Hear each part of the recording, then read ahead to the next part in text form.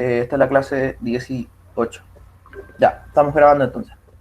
Bueno, buenos días a todas y a todos. Espero estén muy bien. Vamos a comenzar entonces revisando la clase de hoy que corresponde a la clase 18. Vamos a esperar a que cargue. Mientras tanto, llegó Isabel. Hola Isabel. Estamos esperando a que cargue. Aquí está la clase que nos corresponde. Recuerda que ya estamos grabando. Ya, entonces comenzamos con la clase 18, clase de primero medio, de matemáticas.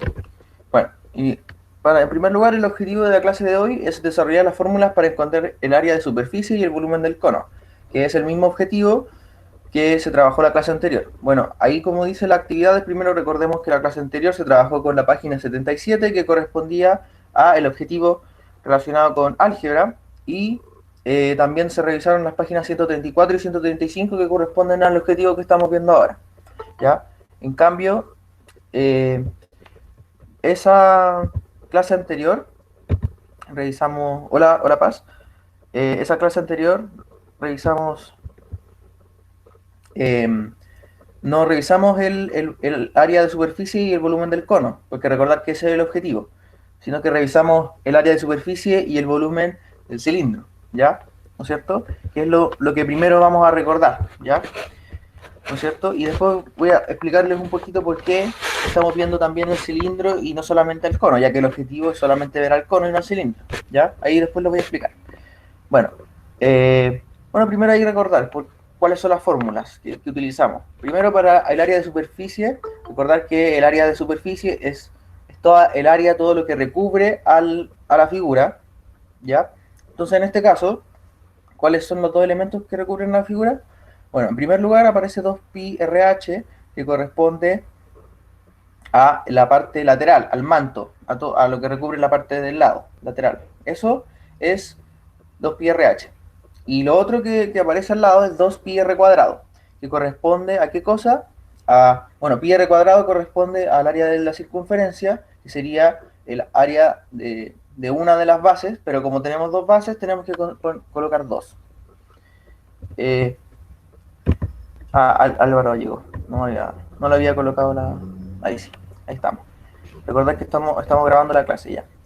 Entonces, lo otro es el volumen del cilindro. El volumen se obtenía como multiplicando, perdón, el área de la circunferencia, perdón, por la altura. ¿Ya? Bueno, eso, ambas fórmulas ya las comenté en la clase anterior, ahora solamente las estamos recordando. Bueno, ¿qué es lo que vamos a ver hoy? Hoy vamos a ver las fórmulas del área de superficie del cono y la fórmula de volumen del cono. ¿Ya? Primero, aquí podemos ver la fórmula del área de superficie del cono. Si se dan cuenta, esa es la misma imagen que aparece en su libro, ¿ya? Yo la quise ocupar porque realmente está súper bien, ¿ya? Bueno, la voy a leer. Un cono puede construirse a partir de una red como la siguiente. Recuerden que las redes de construcción son aquellas que me permiten construir cuerpos geométricos. Ya en este caso, esa red que aparece ahí es la red que me permite construir el cono, ¿ya? Que también es un cuerpo geométrico. Entonces, bueno, primero miramos la primera imagen donde aparecen las partes del cono, ¿no es cierto? Que son principalmente el vértice, que es como la cúspide del cono, donde la punta, digamos, la punta, claro, la punta, sí. Tenemos también la generatriz, que es la parte que, que une el vértice con la base, ¿no es cierto? Y esa generatriz tiene un valor único, especial, y que se calcula de una forma también especial, que la vamos a ver un poco más adelante, ¿ya?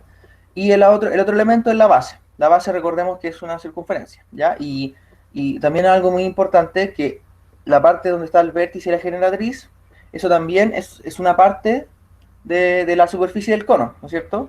Una es la base y la otra es ese manto, ¿no es cierto? Y recordar que ese manto, si ahí se lo pueden notar, ¿no es cierto? Es parte de una circunferencia, ¿ya? Pero no es una circunferencia completa, sino que es solo una partecita, ¿ya?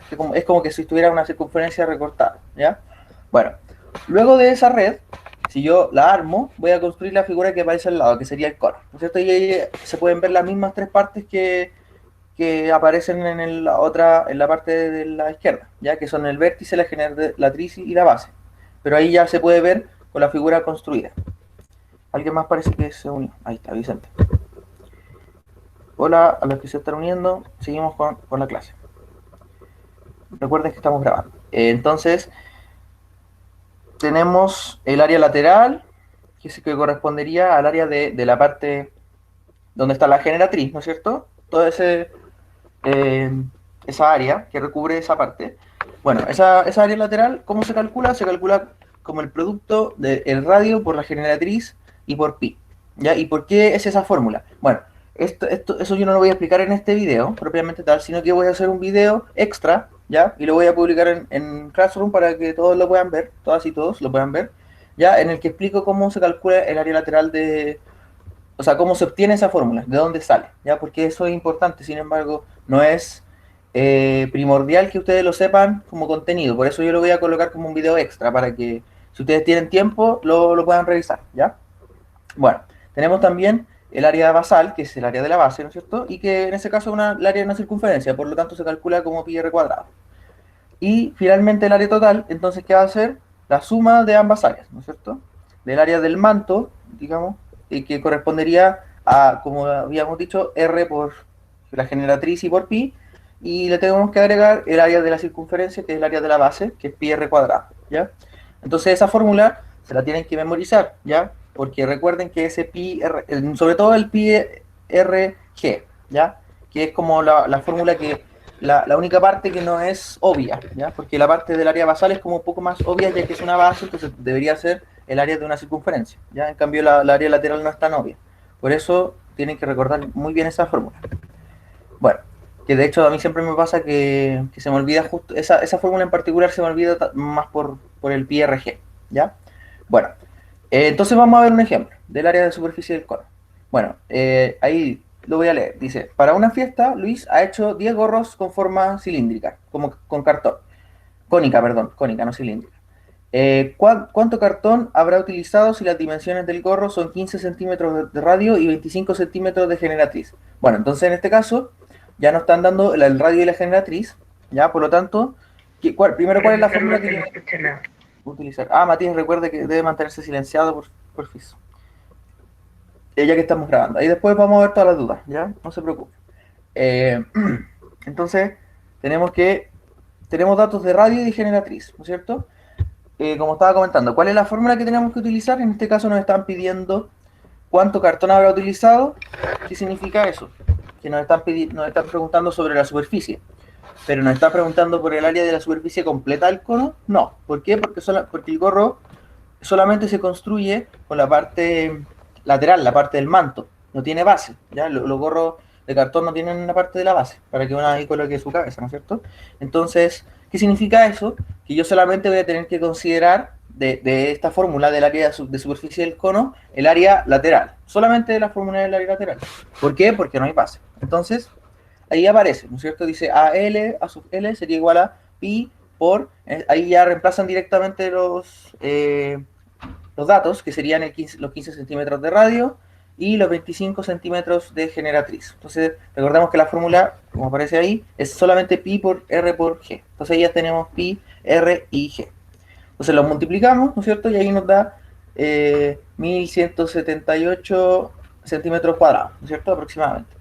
Luego, ¿qué hay que hacer? Hay que multiplicar por 10, ya que, como dice ahí, son 10 gorros de forma cónica, ¿no es cierto? Por lo tanto, voy a tener que multiplicar a esa área por 10. Y ahí eso me da 11.780,97 centímetros cuadrados de área que hay que construir, o sea, que necesita Luis, ¿ya? Esa sería la respuesta. Bueno, luego tenemos la fórmula del volumen del cono, ¿ya? La fórmula de volumen del cono, que tiene un radio R y una altura H, perdón, es la siguiente.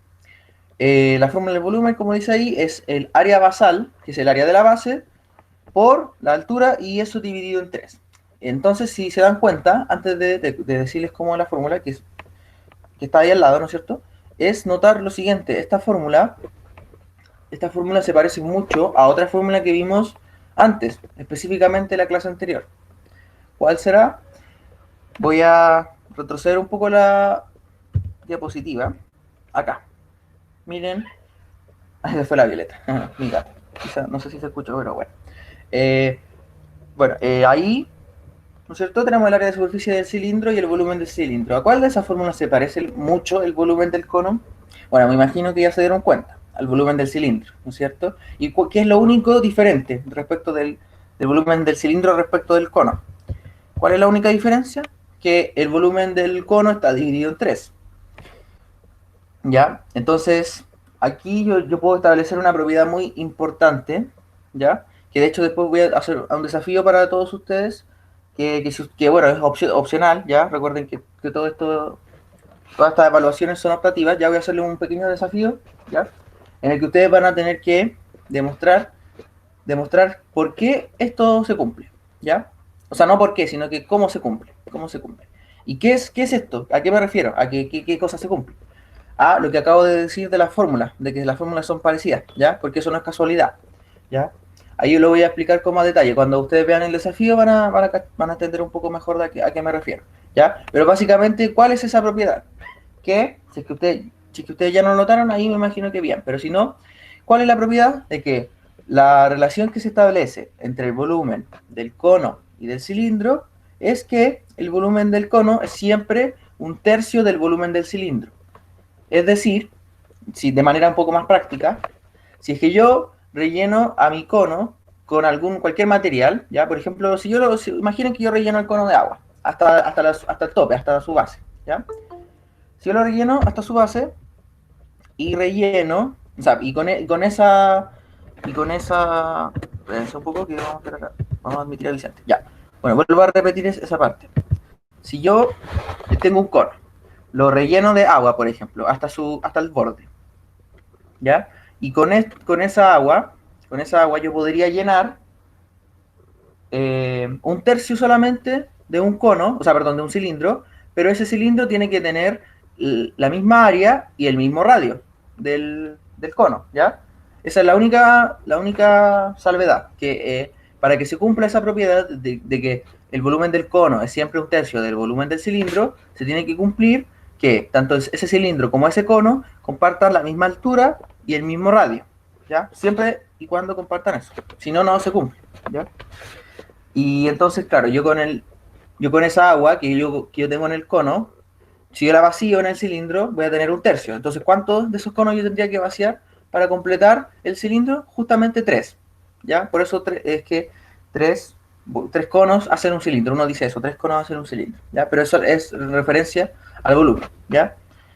Esa sería entonces esa propiedad muy importante. Bueno, entonces, ahora vamos a ver un ejemplo, ¿ya? De cómo calcular el volumen del cono, que bueno, igual es relativamente simple, solamente reemplazar la fórmula, ¿ya? Entonces, bueno, ahí tenemos que nos dan los datos, ¿no es cierto? Donde dicen h, que es la altura, que es 12 centímetros, y r igual a 5 centímetros, el radio, ¿no es cierto? Entonces, en este caso, si se dan cuenta, ojo acá con esto, que es importante que aquí nos da la generatriz, no, ¿no es cierto? Pero, ¿es necesaria la geometría en este caso? No, ¿no es cierto? Porque para la fórmula del área sí era necesaria. En cambio, para la fórmula del volumen del cono no es necesario. Solamente necesita el radio y la altura. Y esos son ya datos dados, ¿no es cierto? Por lo tanto, simplemente, ¿qué voy a hacer yo? Pues primero se coloca la fórmula y está la fórmula abajo en rojo, ¿no es cierto? Y luego se reemplazan los datos, que sería pi, que es 3,14. Luego el radio al cuadrado, recordad que tiene que ir al cuadrado, ¿ya? Que es 5, en este caso 5 lo eleva al cuadrado. Luego se multiplica por la altura, que es 12 centímetros, y dividido en 3, ya que ese 3 siempre es dividido en 3. Y finalmente eso nos da 314 centímetros, aproximadamente 314 centímetros cúbicos, ¿ya? Bueno, ese sería entonces el volumen, ¿ya? Ahí finalmente, o sea, como les decía, simplemente tenemos que reemplazar los datos, ¿ya? Y en general, para aplicar fórmulas tanto de volumen como de área, ya sea de cono o de cilindro, hay que hacer eso. Salvo ciertos ejercicios en los que hay que calcular qué cosa, la generatriz, ¿ya? Entonces, para terminar esta clase vamos a ver eso, ¿ya? Bueno, como dice ahí, recordemos que para obtener el área debemos conocer la generatriz del cono, ¿no es cierto? Que es lo que vimos ya hace unas diapositivas anteriores. En algunos casos, en que no la dan como dato, la podemos obtener recurriendo al teorema de Pitágoras. Entonces acá lo que voy a hacer es recordar brevemente el teorema de Pitágoras, ¿ya? ¿Por qué? Porque en este caso se tiene que usar, ¿ya? Entonces, bueno, ahí lo primero que tenemos que hacer es notar que, eh, cómo uno podría construir un cono, podría construir girando ese triángulo, ¿no es cierto? El triángulo que se ve ahí con verde, azul y rojo, ¿no es cierto? Girar ese triángulo en 3 dimensiones, ¿ya? O sea, si yo, ahí es como un poco complejo, pero tienen que o sea, imaginarse que yo estoy girando al triángulo respecto a un eje. Por ejemplo, respecto a donde está el 4, ¿no es cierto? Si yo, por ejemplo, ahí coloco un eje y giro al triángulo, voy a generar ese cono. Entonces, ese triángulo es muy importante porque, ¿no es cierto?, que ahí lo podemos ver. Se compone de 3 partes. La altura, que en este caso sería 4, el radio, que en este caso sería 3, y la generatriz, que lo coloca como una letra G en este caso, ¿no es cierto? Entonces, en este caso, en el caso del cono, ¿ya? Se va a cumplir siempre, bueno, en el caso de este tipo de conos, porque hay otro tipo de conos, pero en el caso de este tipo de conos, por lo menos se cumple que, siempre se cumple que ese triángulo que aparece ahí, ¿ya? Que es el que genera el cono, como le había comentado, ese triángulo es un triángulo rectángulo. ¿Qué significa eso? Que tiene un ángulo recto. ¿Cuál sería en ese caso? El ángulo que está entre los lados 4 y de valor 4 y 3, ¿no es cierto? Justo ahí en la parte de abajo, ¿ya? Donde está la base. Ese ángulo, perdón, es un ángulo recto. Por lo tanto, ¿qué yo puedo aplicar? El teorema de Pitágoras. ¿Qué nos dice el teorema de Pitágoras? Que la suma de los cuadrados de los catetos es igual a el cuadrado de la hipotenusa. En este caso, ¿ya? Recordar que ¿cuáles son los catetos? Los que están conjuntos al ángulo recto. En este caso serían, como ya había dicho, los lados que valen 4 y 3. Y G, la generatriz, en este caso va a ser la hipotenusa, ¿ya? Entonces, bueno, aquí no aparece, ¿ya? Pero lo primero que yo tengo que plantear, que sería el teorema de Pitágoras, sería colocar primero 4 al cuadrado más 3 al cuadrado es igual a G al cuadrado. Eso es lo primero, no aparece ahí, pero es lo primero que hay que anotar.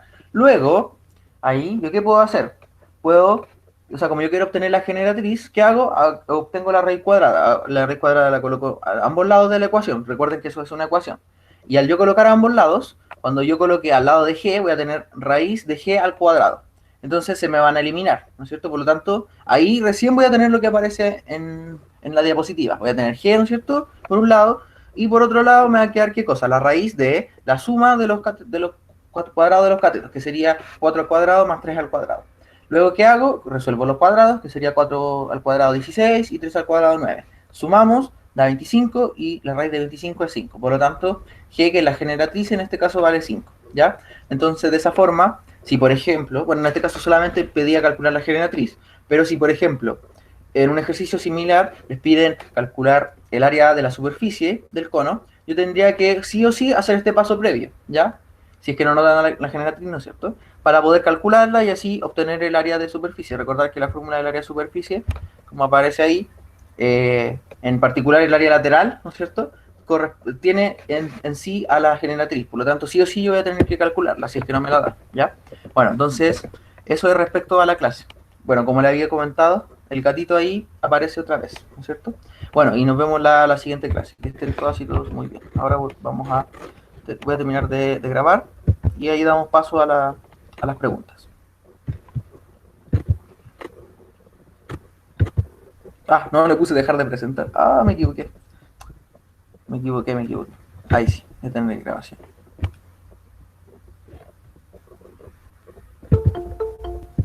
Hoy me llegaron las solicitudes ahora.